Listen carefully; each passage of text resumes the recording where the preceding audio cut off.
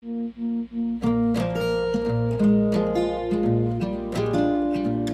lot of folks, myself included, love to travel. And a lot of folks also say how wonderful it would be to live overseas. But not a lot of folks actually get to the stage of shopping around for apartments abroad. That's a whole other level of gutsiness. So that's what Nina Ferreira and I talk about today.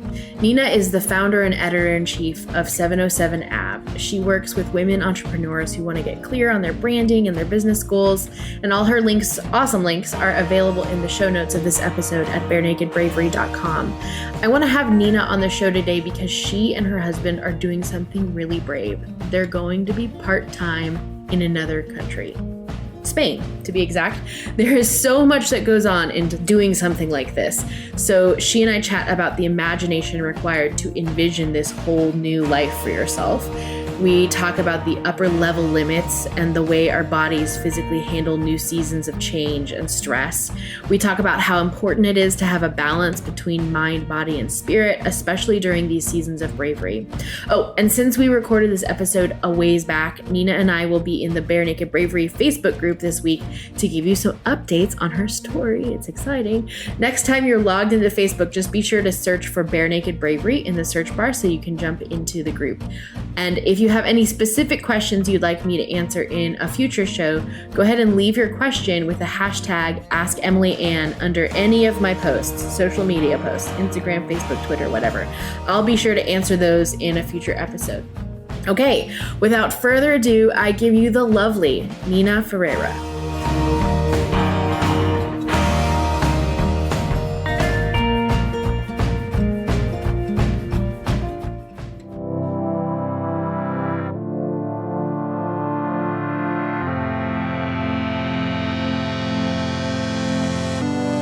You're listening to Bare Naked Bravery, a weekly podcast hosted by me, Emily Ann Peterson. As a singer-songwriter, author, teaching artist, and creative entrepreneur, I encounter some really fascinating stories. I'm on a mission to reveal the depth and width of bravery and its benefits to creatives like yourself. More than ever today, our world needs bravery, unique bravery, from everyone. This is the place where you find it. There is no script or censorship today because that's how these facets of Bare Naked Bravery are in real life. So if you're listening with little ears nearby, please know that some episodes may contain mature language and subject matter.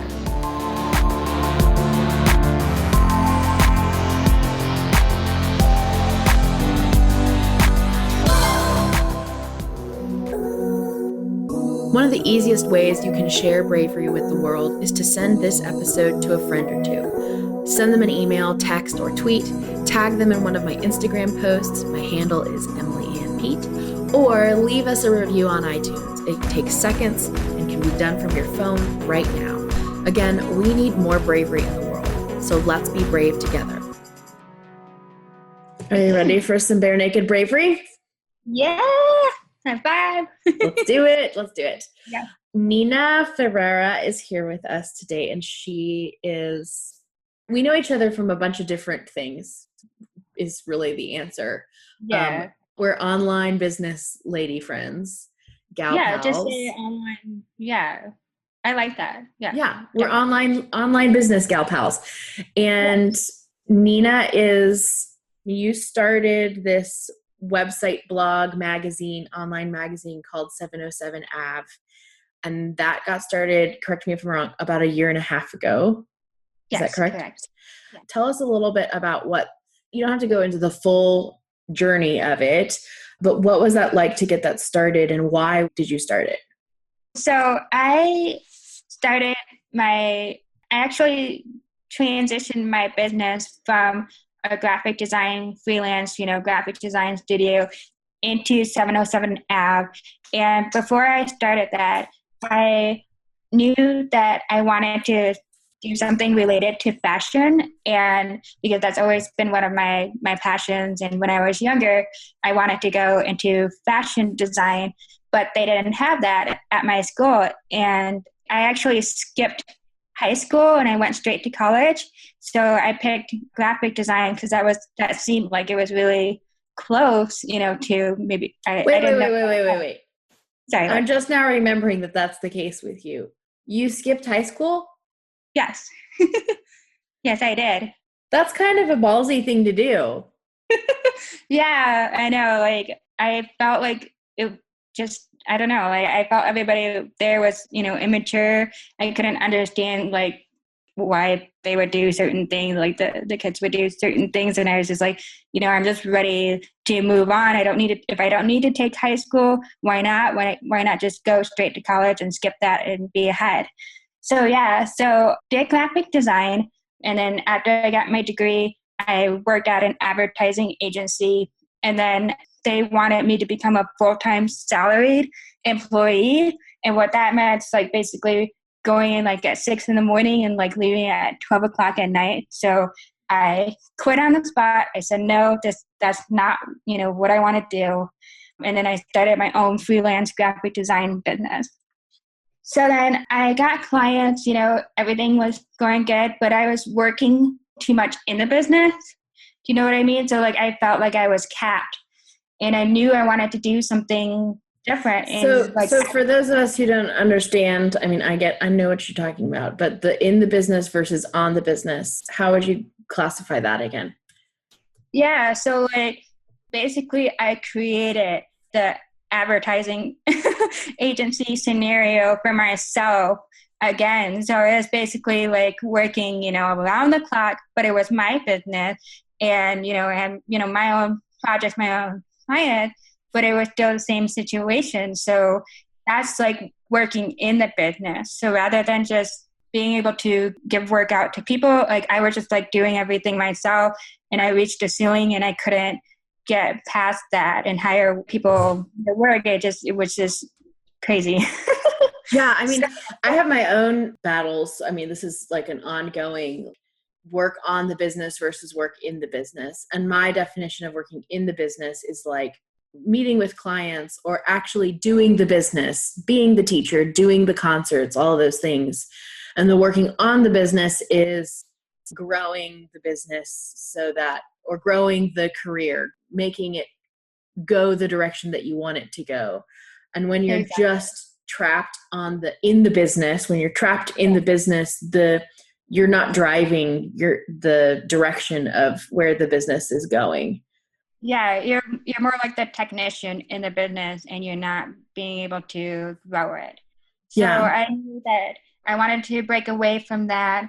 So I started 707 Ave, an online luxury lifestyle magazine. And I started it after I saw the movie The Whistleblower, because I was really, really inspired about the story, and I wanted to give back and help to prevent, human trafficking. And I actually had never heard of that before. And I was just really shocked that I was never like introduced to it before. Like I never heard about it before. So I knew that I wanted to like make a difference and give back and grow something really, really big. So I started that, and then I was really frustrated because I didn't know how I was going to make money with it. Like, how do I make money with it? I was trying to figure things out.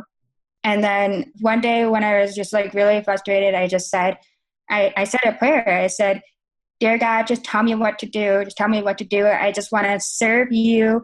And I just want to, help women. I want to inspire women to live the life of their dreams." And after I said that prayer, I heard the words, "Before you can serve me or anyone else, you have to love yourself 100%. And I never had heard anything in a prayer, or after saying a prayer before. I had never heard anything like that. And I was like really shocked. So then the next day I was thinking, what does that mean? So I started thinking about what that meant, and I started spending time with myself in the morning. Maybe that's what I need to do. I need to meditate. I need to journal. It's amazing how when we are trapped in the business side of things, when we're trapped inside of something or inside of our situation, and we have assumed the role of victim in our own life, it is amazing how much worthiness is tied to that. Worthiness and self-care. I have just witnessed it in myself, and I've witnessed it in a lot of my other marketing clients as well, and fellow students too, that the more that they are caught in the victim mindset, they are more likely to not value themselves or not put themselves first or not love themselves or not set aside time to practice their instrument or set aside time to work on the business or set aside time to be with family or all of that. And I'm like so much like I'm raising both of my hands because I have totally been there myself.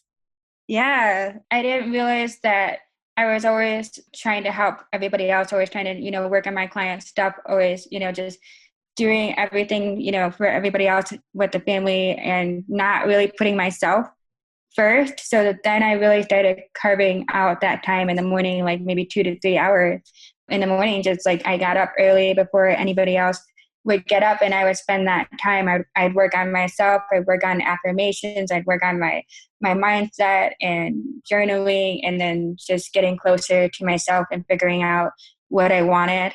And also one of my major goals was moving to Spain, which I'm so excited to talk about.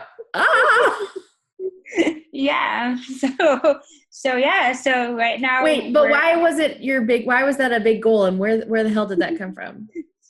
So my husband and I, we've actually wanted to move to Spain for a while, and we have a 4-year-old son, and we want to raise him in Spain, and because my husband is a classical guitarist, and there's a big guitar community over there, and we want to get our son into the conservatory over there and do the same thing. So cool. Yes, thank you. Well, I think, I love that. I love that you guys are making the big statement to put yourselves in an environment in an environment that facilitates the things that you want. Yeah, definitely. Yeah. So I spent like the whole year working towards that and visualizing that, like visualizing, Spain, visualizing like myself being on the beach and walking on the beach. And so that was like part of my meditations, and then visualizing myself like manifesting, money and for that and more clients and the next direction in my business, getting clarity in my business. So I worked on that. And so we finally made it, and we went to Spain, and it was a really crazy experience. And my thesis of bravery is that there are 3 main ingredients for it: vulnerability, improvisation, and imagination.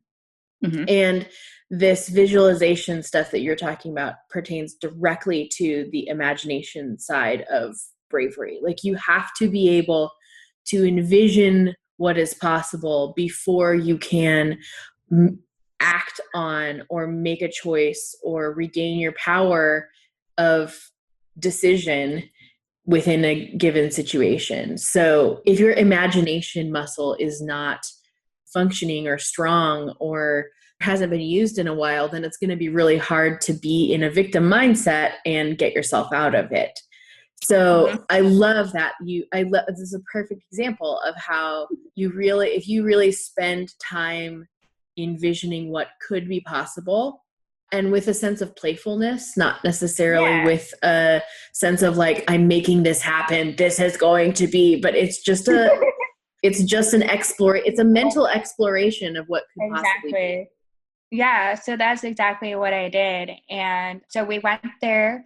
We spent 2 weeks in Malaga, and for the 2 weeks, like the first 2 weeks, everything was cool. It was like we decided we were just going to take the 2 weeks in Malaga and like that be our vacation. And then our goal was to move to Cordoba, Spain. So after that, we went to Cordoba and we booked an Airbnb there.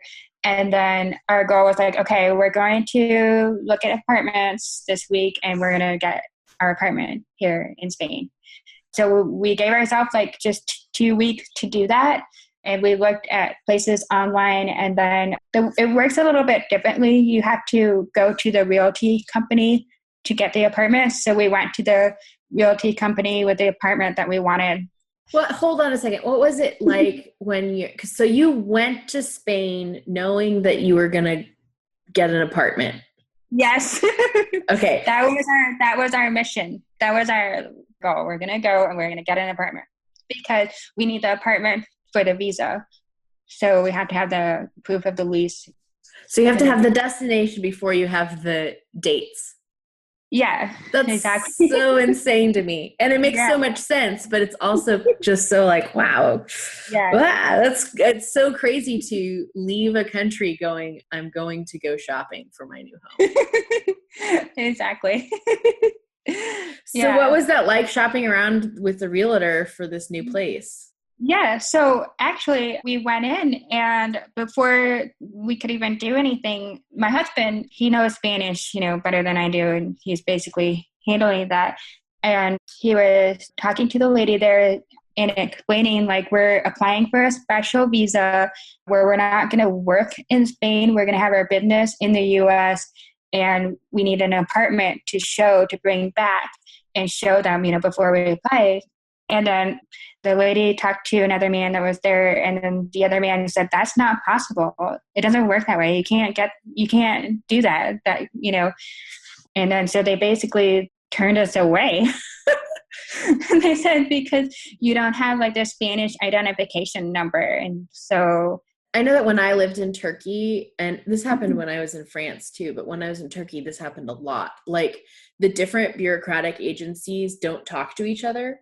And yet, in order to go visit the doctor, you have to have a certain number, you have to have a card or a permit or something like that. And in order to have that permit, you have to have seen the doctor first. But the doctor won't see you until you get that permit. So it's just this catch-22 of bureaucratic nightmares. Yeah, it was like that. And my husband was devastated. He was like, "Oh my God, we're not gonna get an apartment. We flew all the way here just to do that, and we're just gonna be here for the next 2 months, and then we're gonna go back to Michigan without the apartment." And I was like, "No, we're gonna figure this out. We're gonna do this. We came here on a mission. We're gonna get the apartment. There has to be a way." We had other apartment showings like booked with other realty companies. One was like for 10:30 in the morning, and he completely forgot about it. And then they called him like at 11, and they're like, "Why weren't you there?" And he said, I thought because we don't have the Spanish, identification number. So I thought probably the appointment would have been canceled or something. He was confused. Yeah. And he was like, he had already, canceled it in his mind. Like he was already thinking like, this is not going to happen. So like he forgot about the other showing. And then the lady, "Well, let me talk to the owner. I think you could still do it." And after she said that to the owner, the owner said no. And I was like, you see, because like you missed the appointment, like we probably could have seen it, but because like you said that, now we're not going to see that one. So then I was like, there has to be a way. Like it doesn't make sense. So what I did, I relaxed, I released it, and I was like, okay, I'm going to contact the Airbnb guy that we're here with, and I'm going to contact him, and I'm going to say, we're looking for an apartment. Can you help us? So yeah, so the Airbnb guy knew the people at the realty company at the first place that we went to, and he connected with them, and he explained to them like what we were doing, and we went with him, all of us three together with my son, and he like explained to them exactly what we were doing, and then we were able to see the apartment that we wanted. Okay, so I think there's a couple of things in there that I want to highlight for you guys. The fact that if you cancel it out in your mind, sometimes stuff really just doesn't happen for you. Exactly. The second thing is that a lot of times, this is like when you're getting a job or you're trying to get a new client or when you're trying to get seen in a new have your art seen in a new gallery or a new city or whatever. Sometimes the best option is to have an advocate for you and exactly. with you. And especially when you're talking about foreign situations, like, oh my gosh, it helps so much with to have a helper. Yeah, we really lucked out because the guy that we stayed at the Airbnb with, he owns 17 different properties in Guatemala. So like the woman at the realty company knew him personally. So she was able to get us to see the apartment that we wanted. but we still had to get all of the other paperwork done. And it was a lot of going back and forth. And he actually helped us like explain to the people there at like the other government agencies, saying like, this is what we're doing. And like, even the people there didn't understand or didn't think that it would work. But he was able to explain to them and kind of like, translate too, because some of the other stuff we didn't know how to say, in Spanish. So basically, you are going to be running a U.S. business from both Michigan and Spain. Yeah. So like, the business will be staying, in the U.S. It will all be in the U.S., but we'll just be working, at home, whatever, in Spain. Yeah, you have 2 homes now. Yeah. Michigan and Spain. Exactly. Yeah. It's not that complicated. No, it's really easy.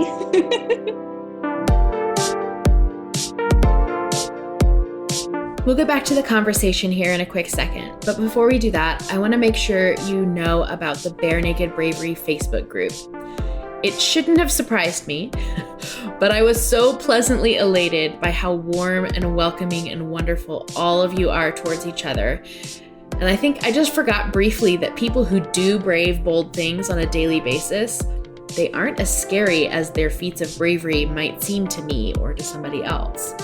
You see, when you join the Bare Naked Bravery Facebook group, you're invited, not required, you're invited to share a picture or introduce us somehow to your unique bravery. These new member introductions are total day makers, and not just for me, for the other members of the group. I know this is true because I've seen it happen over and over again. It happens every time somebody new joins us. So please, hop over to Facebook, search for Bare Naked Bravery, and get ready for a great big internet hug of inspiration from inspired people doing really inspiring things in the world. I don't want you to miss out on any of it.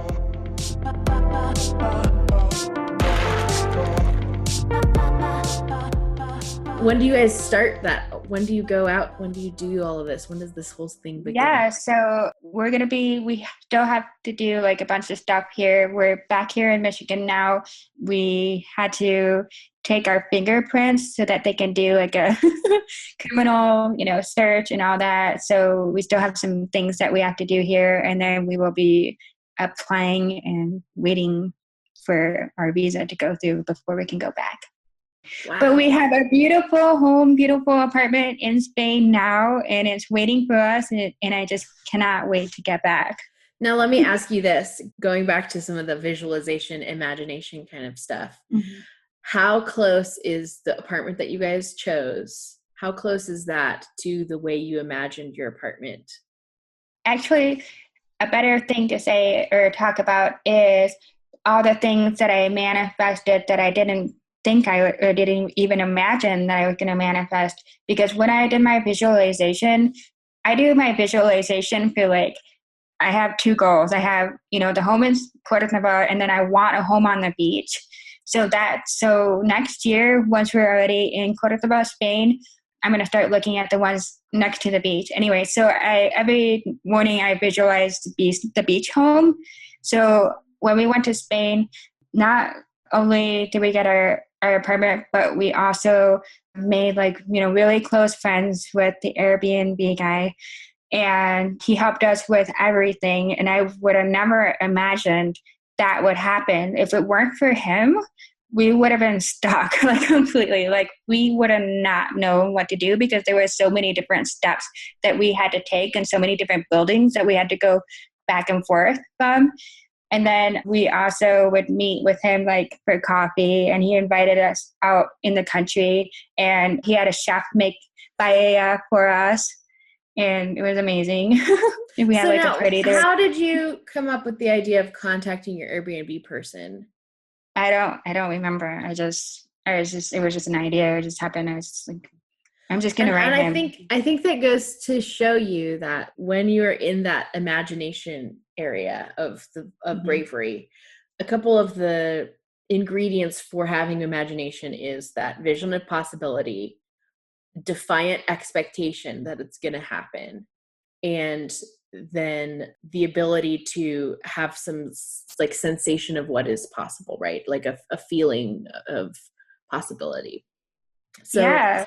when you strengthen those muscles in the imagination wheelhouse, these things like calling the Airbnb guy, or like I've had a couple people comment to me like, "Oh my gosh, Emily, I would have never come up with that idea to do that." Or I would have never chosen XYZ as an option. And I didn't set out to make those choices. Like you didn't set out to, you didn't have on a list, call Airbnb No, guy. exactly. It was just a spontaneous idea that came to you and you acted on it, right? Exactly. And I think it's that sense of openness that you have to have. You have to have that sense of openness to improvise within a situation, Exactly. when you are trying to have, when you're having this vision of possibility. So I commend you. I'm giving Thank you you. Thank you an so much. applause. And the funny thing is, like about a couple of years, I want to say like a couple of years ago, like when we were like thinking about the idea of moving to Spain and like staying there and doing the apartment, I went on Airbnb and I saw the same guy. I saw his photo and I saw like, oh, look at, I told my husband like he has like all these Airbnbs. He seemed pretty connected. Like, we should like try and meet with him and get coffee with him like one day, like when we're there. And I wasn't exactly thinking about staying at his specific Airbnb. It was just like a passing thought, like when I was just looking at it. And I said that, and then I forgot about it too. So then we actually did meet with him. We became friends with him. We're friends with him. He's on our WhatsApp, and we chat with him on a regular basis.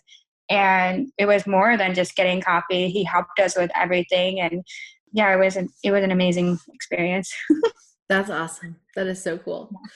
The living overseas bit is funky. Have you ever done that before? No, this was the first time, and this was the first time I ever went so far to a different, country like that. It was the first time to travel, like, like overseas. And so when I got there, like everything was cool, like for the first couple of weeks. And then after like the second week, I got really, really sick, really, really sick, like the sickest I ever had been. Like I had this like terrible cough. It was just so bad. Like I felt I was dying.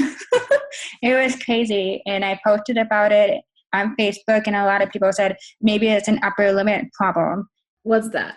Yeah, so apparently it's a problem that some people encounter when they're doing new things that, take them out of their environment, or just like when they're going, like they're leveling, up, or going, doing just like things I've never done before. And so apparently that's what they were saying that I had. And I did a Google search. I know that I personally have encountered, I don't know if I would call it an upper level limit, but I definitely I have gotten sick because I'm so stressed about something exciting happening. Yeah, And exactly. stress, and the good kind of stress sometimes too. It's not just the bad kind, like I'm about ready to like keel over from Yeah, pressure. and I thought it was really weird because that's what people were saying it was, and I was like, but like I didn't feel in my head. I was like, everything was fine, but then I guess it was like the body resisting. I guess maybe. So after I read that, I was like, so if it is like all in the head, or like if it is my body resisting or whatever, maybe then I should like get better. Because I know now that it's just not real. So like I did get better for like 5 days. I got better. It was completely gone. It was like the strangest thing. And then it came back again, like after the 5 days, it came back it was even worse. And I was in bed for like 2 days. And this is like in the middle of us trying to, get the apartment. And it was actually, I think it was like the same time as like while we were trying to get the apartment, and I got like really sick and I had to stay in bed for like 2 days. I think our bodies know ahead of time what we can, or at this pace at which we should or shouldn't go, right? So like this happens when someone it's kind of like the physical element of our gut telling us something, right? So, you meet somebody who's kind of sketchy and you just have that sensation, that feeling that like, oh, this person's kind of on the weird side. I don't know. There's not a whole lot of physical sensation for that. But I think when we're going through these stressful moments or these upper level limits or these crazy brave moments of change, our bodies know more than we do sometimes about like what we can or can't handle. So I think I think that's part of, like when we move over from the imagination wheelhouse to the improvisation wheelhouse, that has to do with intuiting and like being able to sense and know that based on our vision of possibility and the constraints in our imagination, where should we actually go and how should we actually act and which things should we say yes and no to. And I think our body is part of that intuition side of things. I mean, did you sense that when you're in the midst of it?